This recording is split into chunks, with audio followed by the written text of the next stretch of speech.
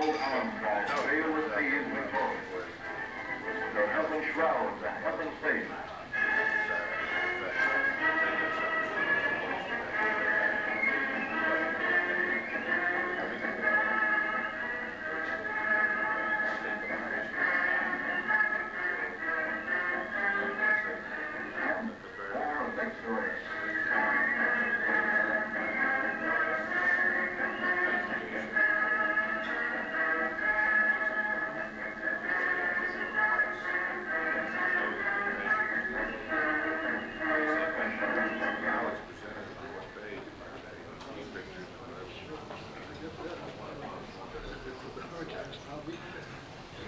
Great, now we're starting to see some of the other side of the story about the marijuana plant. There's evidence in this film that our president, George Bush, who parachuted out in World War II, his life actually was helped. The marijuana plant helped save George Bush's life, parachuted to safety. So is marijuana a detrimental drug, or is it possibly a useful plant? Think it might be misclassified today? You think it might be a replacement on some level for the sugar cane grown around the islands? This movie is very important for two reasons. One, for the basic information that it imparts, and two, for the fact that this movie has been made unavailable by our United States government for use. This copy is a clandestine copy that was smuggled out of the Defense Department a few years ago. Since 1981, it's been unavailable, as I say, for public access. Why? Today, it's against the law to use one of the most talented plants on planet Earth. Our country is trillions of dollars in debt. Poverty and homelessness is rampant. Crime seems like a permanent bad dream. Over 10 million people have been arrested for marijuana crimes over the years, and now there's a semi-secret war in this state over use of the marijuana plant. More civil rights have been lost to anti-drug legislation, mostly over marijuana, than all other reasons combined. Is it a worthwhile investment? I think not.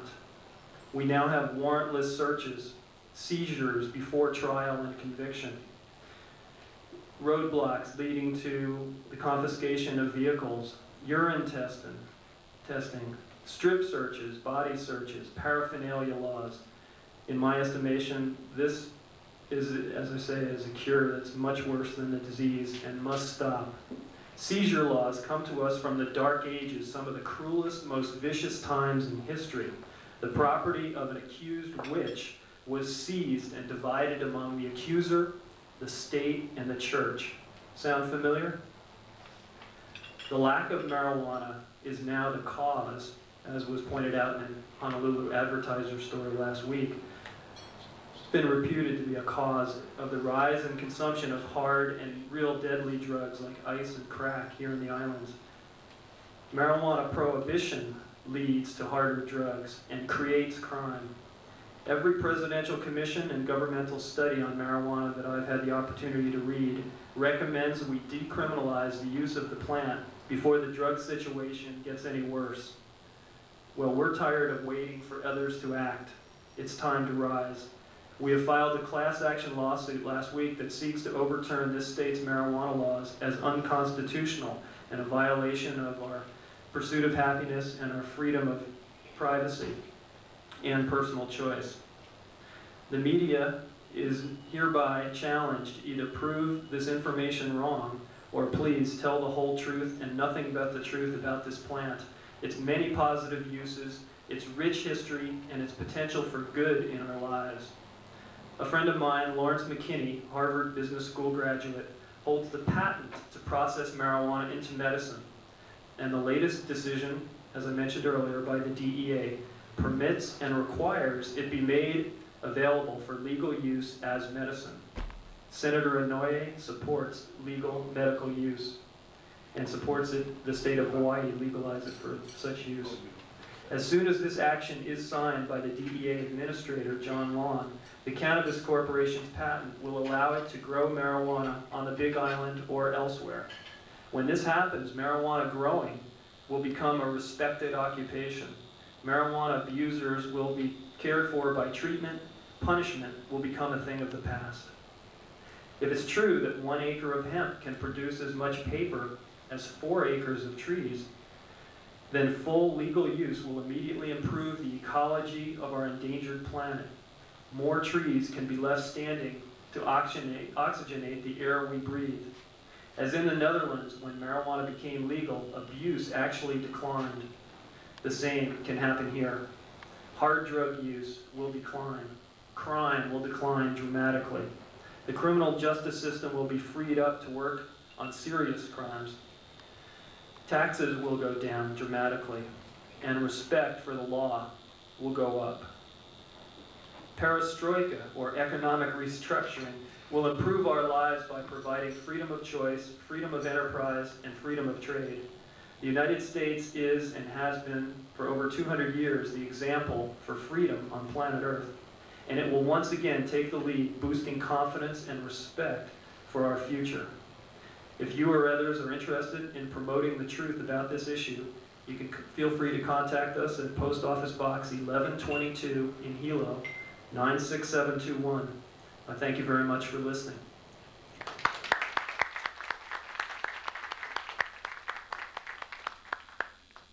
there any questions for Roger? Roger, you want to come here and share the 2 questions? Roger, yes. I'm a little confused. You're talking about the growing of marijuana as a plant, for improving our economy and doing all these good things. What happens if, and there are many things that are part of another product that are legal if eaten or drunk or whatever. If this is grown, if the law allows marijuana to be grown as a plant to become part of our economy for side byproducts or whatever, what happens? And you said abusers will be cared for, treatment centers. Will, under your proposition, will the smoking of marijuana, cigarettes still be not legal? I mean, I'm confused about where this line is from. There's this product, and then there's the smoking. What happens in between? John Lawn, the administrator of the DEA, has had the decision by his own administrative judge in front of him for over a year, and it's been available for him to sign. I have a copy with me. I'd be happy to show you. It, quote, permits and requires marijuana to be made legal for medicine right now. The head of the DEA has refused to sign that order. And since he has refused to sign it, approximately 10,000 people have gone blind from glaucoma. People have died from lack of chemotherapy. So I was hoping that he would do what his judge recommended and sign it. Since he has balked, I have gone ahead and last week filed a lawsuit against the state of Hawaii in a class action manner for everyone in the same position that would like to use the marijuana plant for their own uses. So hopefully, whether the DEA goes along with it or not, that in the near future, the individual will be able to make their own choice and use the marijuana plant as they desire. That's correct. It will no longer be a crime. Both medicinally and recreationally. Right. However, the individual, and that's really, to me, what self-government means. The self gets to govern whatever medication or food or nutrition they want to take in. Ultimately, they're responsible. We individually are responsible for our own health and our own actions. Have you seen any of the figures of the presentations done by Dan Beck, the U.S. Attorney here? Yes, I have. Marijuana. There really seems to be a great difference in what those things say and what these. I relish the opportunity to debate Dan Bent. I have debated him over the telephone personally, and I find his argument lacking, to be honest with you, in honesty and I'm sure he's concerned. However, he does get paid, and he's in a paid position. It's not an argument. I mean, I have seen facts and figures, about unemployment, about people who do graduate to other drugs, about the fact that I have 2 brothers who, smoke marijuana would bitch at me because I smoke regular cigarettes, and they say, this is a lot healthier for you. Until about 3 or 4 years ago, when, according to the medical claims, 1 marijuana cigarette is worse for your lungs than an entire pack of regular cigarettes. And what about those things? Are you debating that? I'm disputing his facts and figures. I think you and Dan Beck, I would love to see you and Dan Beck together. I relish the opportunity. Any other questions? Why and how was marijuana made illegal in 1937? It seems to me, and since I wasn't there, but I've read as much as I could on the subject, that Hearst newspapers had an interest in the pulp process. The Hearst newspaper chain used a lot of paper to put out their newspaper. And the Hearst company owned softwood forest industry to produce that paper. They had an interest in making a profit with that product and eliminating hemp from the marketplace. As far as I can tell, what happened was scare stories were put out in the news through the Hearst newspapers and others that blacks and Mexican men were listening to jazz music and seducing white women into having sex. And that was the scare story put out. It's known as Reefer Madness, if you've ever seen the movie Reefer Madness. And unfortunately, the effort was successful at spreading across the land and raising the element of hysteria and fear. So, also at the same time, as I said, DuPont invented nylon, the strongest synthetic fiber, in 1935. 2 years later, hemp, the strongest natural fiber, was made illegal. I think it was no coincidence. Was that an act of Congress? Or that was an act of Congress.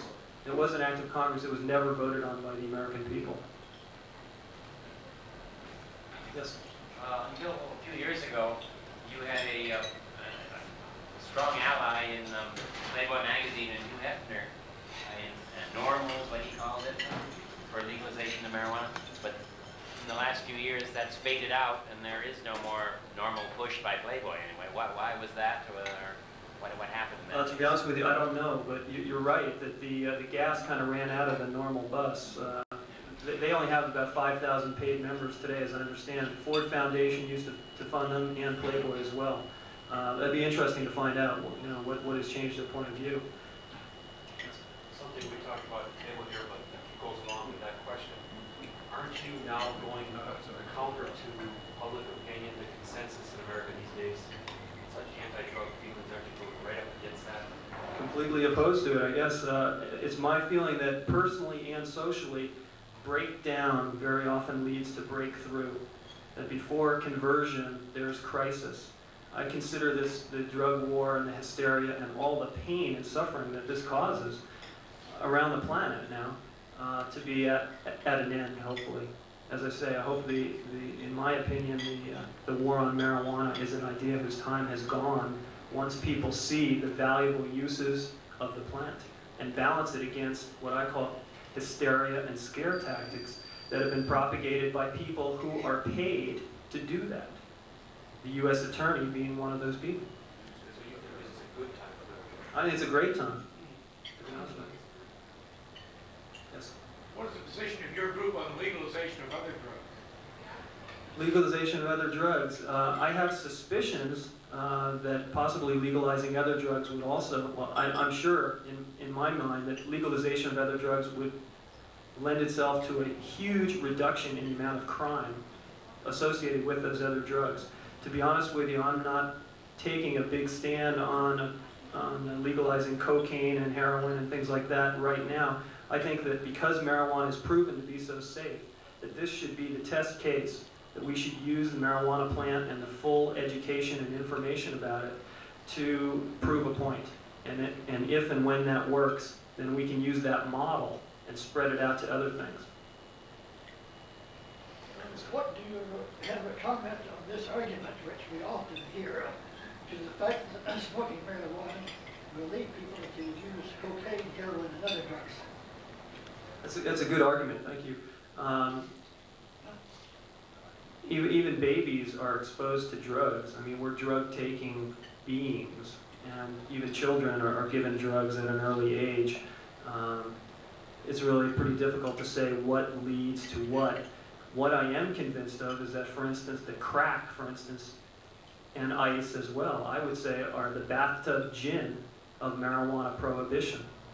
They're the things that have been invented when you take marijuana out of circulation, that they come and take the place, and they're very dangerous and harmful. So I'm convinced that marijuana prohibition leads to harder drug use, not marijuana use leading to harder use. And it's a little difficult to understand possibly, but it's an interesting premise. Yes, ma'am? Would you admit that marijuana introduces drugs to very young children much more than any other substance?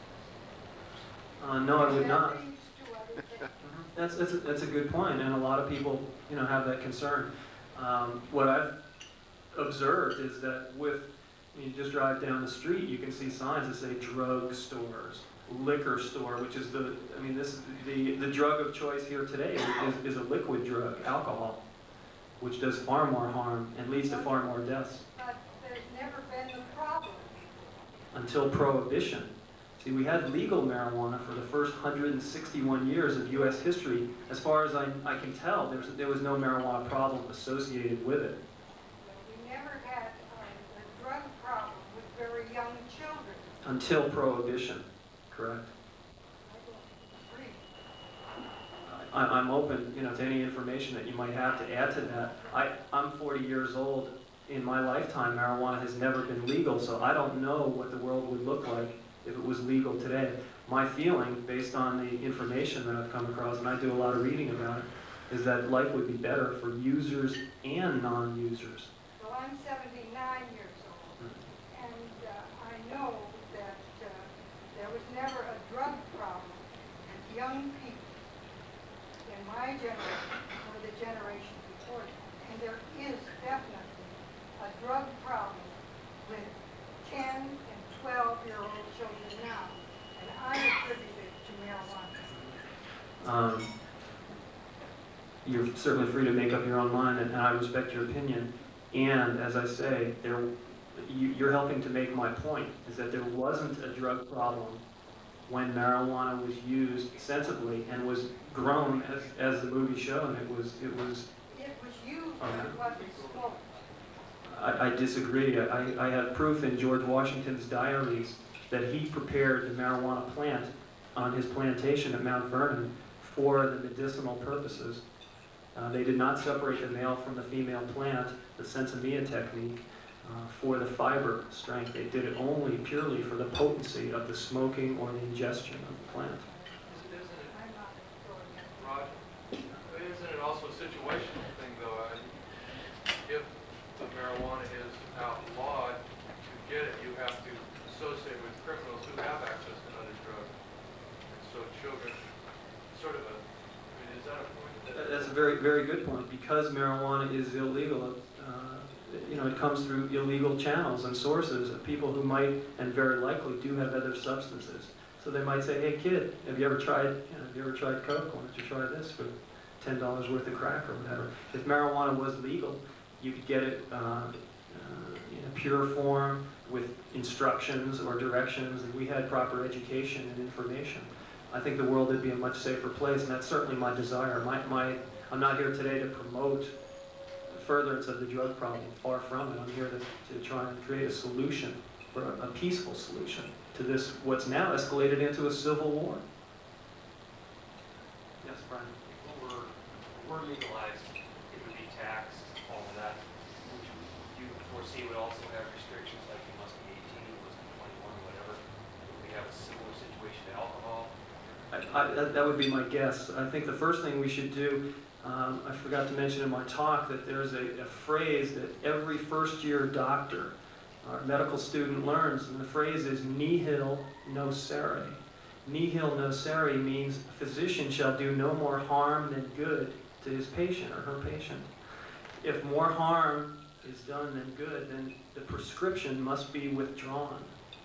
And I suggest that that's the position we're in today. The drug laws have hurt the societal patient drastically by any measure that we're suffering from these laws. These laws should be withdrawn, or marijuana should be decriminalized. When it's in that neutral position, in other words, there are no laws, there's freedom for it. I think it's from that neutral position that we should have counsel, and not just people who are paid. I mean, right now, the drug laws, many of them are promoted by the police. They're promoted by the people who get the benefit of seizing someone's house. I mean, they make money Now, it doesn't go into the general fund, it goes into the police department and the Attorney General's office. To me, that's a very dangerous situation. We should have a council of learned people from all walks of life that can contribute some understanding and information to this. Yes? Can you clarify what you said before about taxation in relation to legal assets? It's one of the nightmares of marijuana growers that, oh my God, it becomes legal, and then OSHA, is coming out to their farm and saddling these, these former outlaws with rules and regulations that drive them crazy, and all of a sudden they've got to perform paperwork and things like that. So, as I say, decriminalization, which puts it in a neutral position. In other words, there's no laws for it or against it. It's just up to the individual to choose. From that position, I think we can make a learned judgment as to what that creates. I think it will be, obviously, all marijuana laws will go away, so the enforcement will go away. We'll save tons of tax money. Right now, since President Reagan declared a war on drugs in the early 80s, we've spent approximately $21 billion on the war on drugs. And now, I mean, it's worse than ever. In the early 80s, on the Gallup poll, it didn't even register as a concern. Now, with all the enforcement effort, it's the #1 concern. My suggestion is that President Bush should be about the last person to prescribe a treatment. He's been, in my position, he's been in the loop of the war on drugs for the last 10 years, and unfortunately it's failed dismally. And I think the emperor wears no clothes. It's really time to say, hey folks, let's wake up. We're not telling the truth to our children. They're not getting full, complete, and fair education to this very day. Ask a policeman who performs the DARE education program if he knows anything about the medicinal uses of the marijuana plant, and he'll tell you, as far as he knows, marijuana is bad to use. So I think taxes, as far as the money goes, that we'll save a fortune, we'll get proper education, children will grow up with the right information, and that we will be able to finally heal the situation. And it'll be a benefit on every level, as I say, to users and non-users. Non-users of marijuana pay for the enforcement against the users.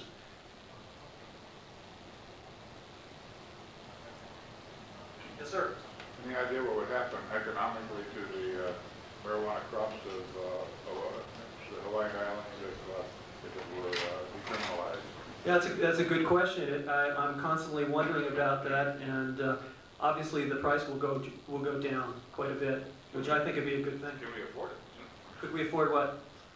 Not to have that part of the economy. That's a good question. I think that we're in really, that we are in sad shape as a nation right now, economically. And I think this can only, freedom to me and liberty, which is on every one of our American coins, is the word liberty right on the front. I think freedom and liberty is a healer. I think it heals situations personally and societally. And I think that we'll be better off when we can legalize it and bring it out of the closet and use it for everybody's benefit. Now the money, certainly some of it's spent, in the grocery store and at the auto dealer. But it's, who wants, I don't think we can afford really that kind of money and profits any longer. Do you believe that much of the opposition to some of the developments that are being proposed on Big Island, i.e. geothermal, space launch facility, the opposition, do you believe that a significant portion of the opposition comes from marijuana growers? I certainly do think some of it does, yes. People that want to live private lives and unencumbered by the problems that development brings along with it. They love the rural, and I'm one of them as far as a person that lives on the Big Island. I love the rural, quiet, unpolluted lifestyle over there. And if we could bring back the profitability to the family farmer, I mean, I'm a big fan of the family farmer, and I even, so far anyway, I think that the prohibition against alcohol was, some of the thoughts behind that could possibly have been from the petroleum companies, who didn't distinguish whether the still on the family farm was for drinking alcohol or fuel alcohol. Farmers used to make their own fuel for free.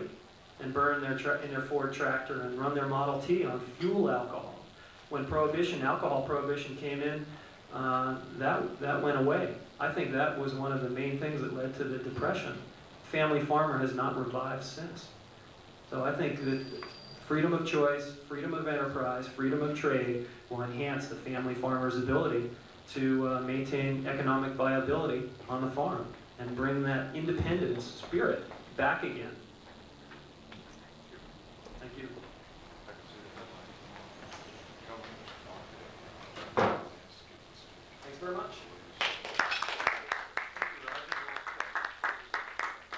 Well, that was very good. I thought anyway. And thank you, those were all very good questions. Coming up, oh, by the way, Roger, one last question. What is the timing on this suit? I mean, do you know when it's going to be heard by the court? I don't know. It is assigned to a Big Island judge today. It's assigned to a Big Island judge today. State doesn't respond to me within 20 days. I put it by default. State has to respond within 20 days or he wins by default. Interesting. Okay. Well, thank you very much for coming, everyone. Our next event will be October 25th. Local radio station manager John Leonard and concert promoter John Leonard will be here to talk about 20 years of rock and roll in Hawaii.